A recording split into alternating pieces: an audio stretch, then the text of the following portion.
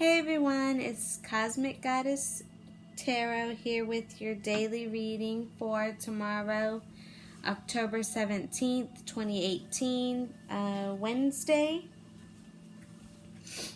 I already shuffled off camera just to shorten the videos down. Okay, so we got a lot going on here, but the first card I pulled was the Four of Wands, which it says Foundation and Achievements. We have the Crown Chakra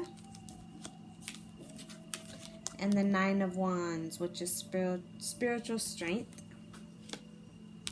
So to clarify the Four of Wands, I have the Ace of Swords and the Ten of Wands.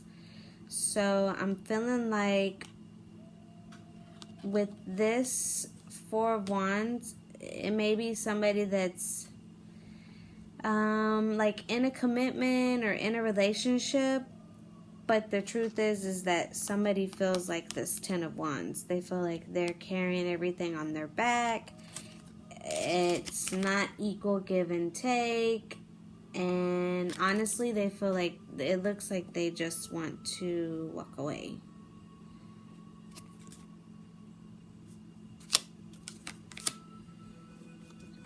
And to clarify the Ten of Wands and the Ace of Swords, I have the Five of Swords and the Two of Wands. So yeah, definitely somebody feels like there may just be too much conflict. It could be inner conflict, but it could be conflict with others. See how we have those people back there. But it's just a lot of, bullshit, basically. So somebody's thinking about choosing a new direction.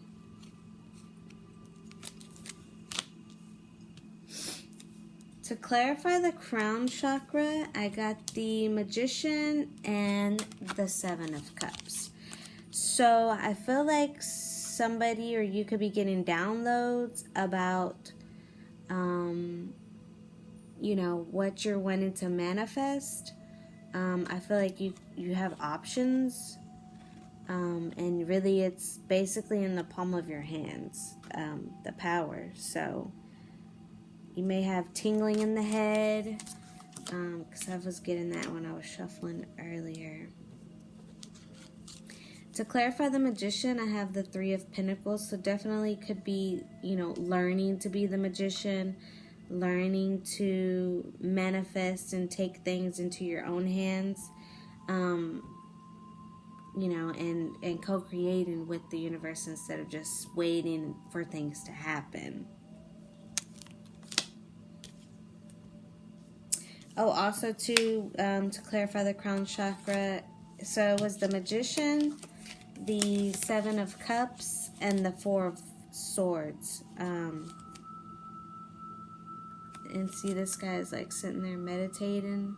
So definitely I'm feeling like through meditation you may be getting downloads about, it could be about you manifesting something, or maybe something coming your way and it's going to show you, it's like enlightenment, some kind of, little maybe glimpse of what's in the Seven of Cups.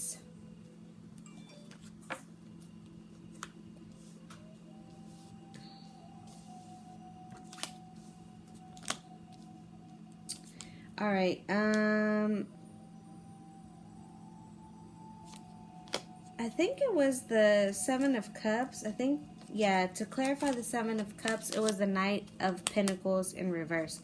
So definitely, downloads about these Seven of Cups. It's kind of got stuff at a pause right now. There's really not any movement because of this. And I feel like, when you go within, you get really grounded, because to clarify the Four of Swords, I have the King of Pentacles. So it could be just being still, doing you, being the magician, knowing how to use your discernment with any offers that come, or anything, really, friends, career, love, whatever. You can see through the bullshit. And I think that's why there's a pause right now, because, well, everything happens for reasons. There's no coincidence. So definitely take some time to go within. Maybe do crown chakra meditations. That'll help. And then the Nine of Wands, so spiritual strength. The cards that came out to clarify this was the Queen of Cups and the Devil. I know, that's an ugly devil, right? Ew. What the hell? Anyways.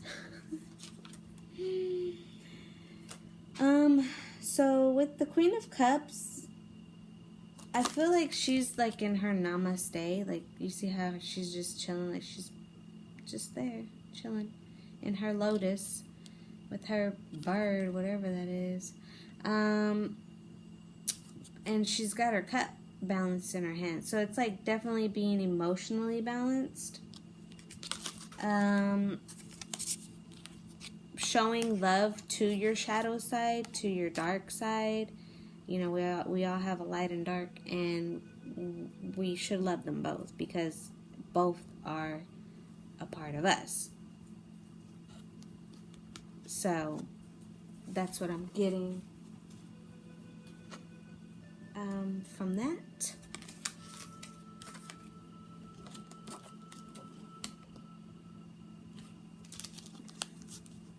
Okay, I thought I heard a bug or something. I do not do bugs. It was a dog messing with the bags.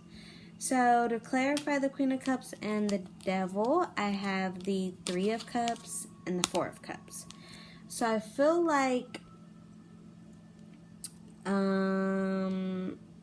maybe this could be you out here, you know, just living your best life, enjoying life with friends, family, whatever.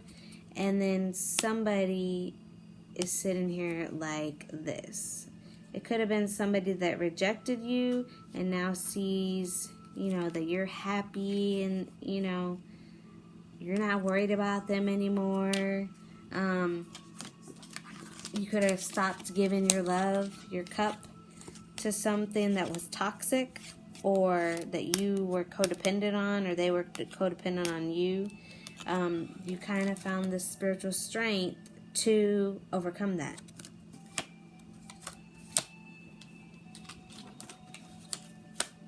So that's good. I pulled some oracle cards, and the romance, for my romance deck, we got Calling in Your Soulmate. It says your prayers, affirmations, and visualizations help bring you together. Definitely think that has to do with the crown chakra. Definitely do some crown chakra meditations. And at the bottom of the romance angels deck was pay attention to the red flags. The signs are cautioning you. Also, too, what I'm getting with this Three of Cups and Four of Cups, if somebody tries to come back in that maybe it was a toxic relationship, or, you know, third party, anything like that, maybe somebody had addiction problems with drinking.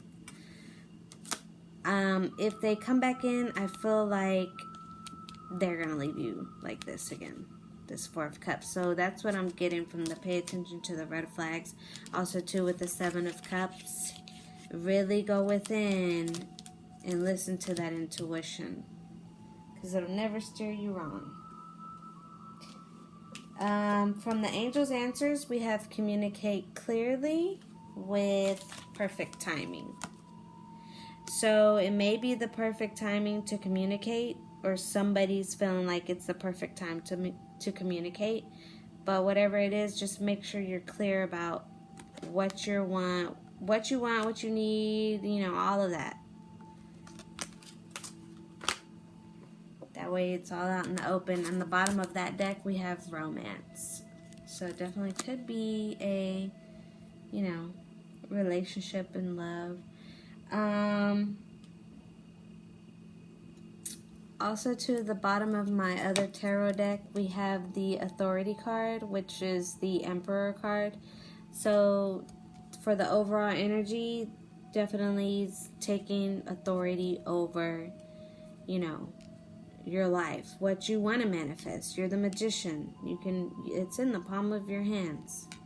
You have the power, right?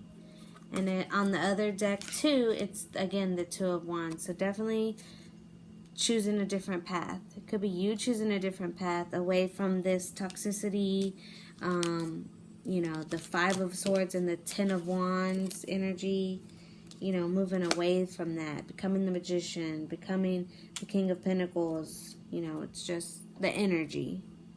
The Queen of Cups, spiritual strength, having the strength spiritually on your own.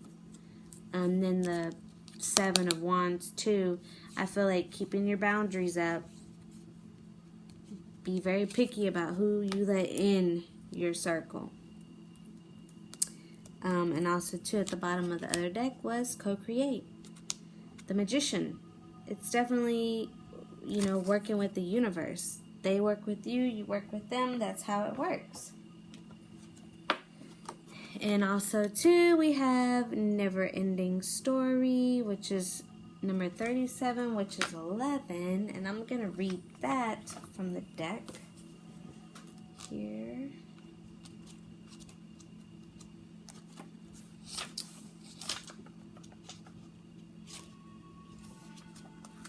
Okay. So, self-criticism, the wounded ego, unnecessary dramas. There is a story woven through the imperfect fabric of life that tells of hurt and loss, rejection and humiliation, self-loathing and arrogance, and all manner of suffering born of unnecessary dramas.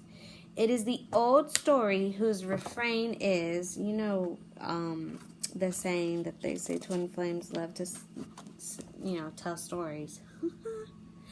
Okay, stories that you cannot do this, must not go there, should not say that, lest your world come crumbling down. Today, know that none of this is actually true. The sky is not falling. The voice you hear is just a small, scared, conditioned part of you that got stuck in a lie, wants to protect you, and needs to be seen as a victim. Love that lost piece of you. Fear is all it knows. Distorted guidance is preventing you from being true to yourself. You are not your story, and the narrator is simply the voice of your fearful part, small and vulnerable and easily soothed. Okay, and then relationship message for this card says, sometimes your heart enters into a contract with another that results in pain, not because of abuse or neglect, but for other more complex reasons. Shame, fear of intimacy, and low self-esteem are the greatest challenges to the success of a relationship. Consider how valuable this knowledge is, however. Right now you have an opportunity for important healing, but you must reflect on the stories you weave about love, connection, abandonment, rejection, and loneliness. Not only do you need to begin a new story, you need to forgive yourself for telling yourself the old ones. Have compassion for the part of you that believes all those narratives. None of them were ever true anyway. Wow. Wow. If you believe it, then it exists, right? You bring it into, if you believe it, it comes into your world. If you don't believe it, it's not gonna come into your world. This Queen of Cups with this Devil card. Sometimes people see the Devil card as twin flame. Could be with this Three of Cups reunion. That one was rejected and now they may be coming back, but you need to use your discernment, because if it's the same, there has to be healing on both ends. You have to be vibrating on the same level or it's not going to work. It's just going to be the same cycle again. Okay, from a Halloween deck, I pulled Skull of Stars, and this says infinite possibilities. Yes, with that Magician and Seven of Cups, I'm telling you. Okay, it says, why think so small when galaxies spin within? Realize that you are made of the stuff of stars and infinite possibilities begin. This skull brings us back to the fact that we are all made of the stuff of stars, yet many of us think so small. We are each born with a blank canvas to paint upon, and we are indeed an open sky of possibilities. It is easy to feel small in a world that is so busy, impersonal, and seemingly self-absorbed. We can at times feel lost and unclear about our direction and lose sight of our place in the cosmos. The skull of stars reminds us that we are only limited by our own imagination and boundaries. If we can dream it, it is possible. This card indicates that you need to think bigger and more broadly about your future and what you would like to achieve.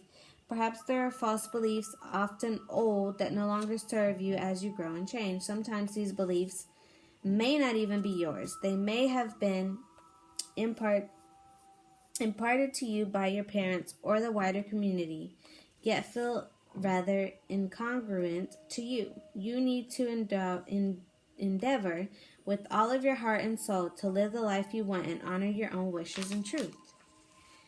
See?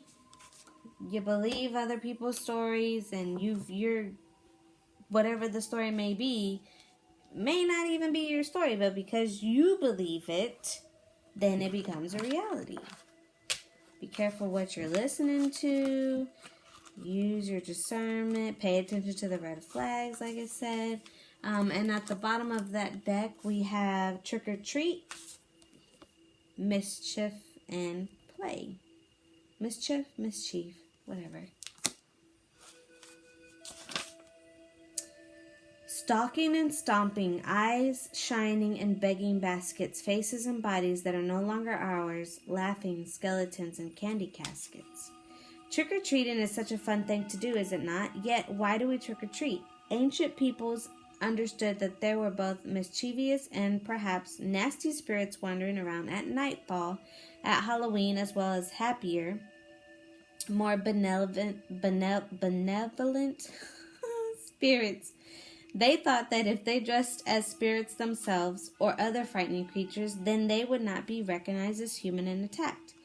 The idea of causing a little chaos as one of these spirits was part of the imitation and the enjoyment of the night.